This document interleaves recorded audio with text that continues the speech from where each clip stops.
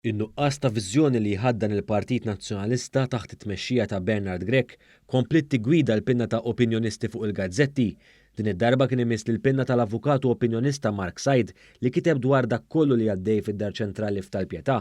Fuq il-ġurnal The Malt Independent Said iddeskriva lil Partit Nazzjonalista bħala wieħed mingħajr eruq. Dan b'referenza diretta n-nuqqas ta' viżjoni li jħaddan u kif din ma taqbilx mal-aspirazzjonijiet tan-nies.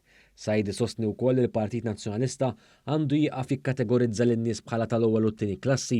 Fil-fatt, fl-artiklu ta' opinjoni tiegħu, Said bħal ħafna oħra qablu jinnota l-ġlied kbir li għadu jiddomina fih dan il-Partit Nazzjonalista taħt it-tmexxija tal-kap Bernard Grech. Isemmi fost oħrajn l-aktar ġlied riċenti bejn il-kap u l-eks viċi kap Nazzjonalista Robert Arrigo, wara li l-istess viċi kap kien sostna li twarrab mit-tmexxija tal-Partit Nazzjonalista.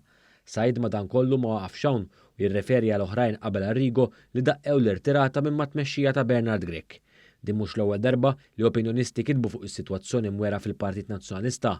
Propju fl-istess jum, l-eks Ministru Nazzjonalista Michael Falzon ukoll innota n-nuqqas ta' viżjoni ta' Bernard Grech u l-Partit Nazzjonalista.